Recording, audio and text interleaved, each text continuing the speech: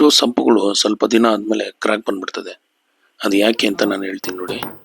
ಸಂಪಿಗೆ ಬ್ರಿಕ್ಕಲ್ಲಾಗಲಿ ರೆಡ್ ಬ್ರಿಕ್ಕಲ್ಲಾಗಲಿ ಕಟ್ಟಿದ್ರೆ ಮೆಶ್ ಹೊಡಿತೀವಿ. ಆ ಮೆಶ್ ಹೆಂಗೆ ಹೊಡಿಬೇಕು ಅಂತ ಇಲ್ಲಿ ತೋರಿಸ್ತಾ ಇದೀವಿ ನೋಡಿ. ಈ ಥರ ಝೂಮ್ ಮಾಡಿದ್ದೀವಿ ನೋಡಿ. ಜಾಯಿಂಟು ಎರಡು ಕಡೆ ಜಾಯಿಂಟ್, ಆ ಜಾಯಿಂಟಲ್ಲಿ ಮೆಶ್ ಇರಬೇಕು.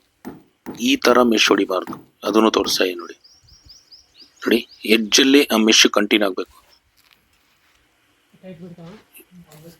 ಒಂದು ರಾಡ್ ಏನಕ್ಕಂದ್ರೆ ಮೆಶ್ ಕರೆಕ್ಟಾಗಿ ಕೂರ್ಲಿ ಅಂತ ನೋಡಿ. ಮೆಶ್ನ ಈ ತರ ಫೋಲ್ಡ್ ಮಾಡ್ಬೇಕು ಎಡ್ಜಲ್ಲಿ. ಲೀಕ್ ಆದ್ರೆ ನಮ್ಗೆ ಆಲ್ಮೋಸ್ಟ್ ಎಲ್ಲ ಎಡ್ಜಲ್ಲೇ ಲೀಕ್ ಆಗುತ್ತೆ. ಇದು ಯಾರ್ಯಾರು ಕಾಂಟ್ರಾಕ್ಟರ್ಗಳು ಮೇಸ್ತ್ರಿಗಳಿದ್ದೀರೋ ಅವ್ರಿಗೆಲ್ಲ ಅನುಕೂಲ ಆಗಲಿ ಮತ್ತು ಓನರ್ಗಳು ಗೊತ್ತಾಗಲಿ ಅಂತ ಮಾಡ್ತಾ ಇದ್ದೀವಿ. ಮೆಶ್ ಹೊಡೆದು ಮತ್ತೆ ಒಂದು ಕೋಟ್ ರಫ್ ಪ್ಲಾಸ್ಟಿಂಗ್ ಮಾಡ್ತೀವಿ. ರಫ್ ಪ್ಲಾಸ್ಟಿಂಗು ಅಷ್ಟೇ ವಾಟರ್ ಪ್ರೂಫಿಂಗ್ ಹಾಕಿ ಮಾಡಿದ್ದೀವಿ ನೋಡಿ. ರಫ್ ಪ್ಲಾಸ್ಟಿಂಗು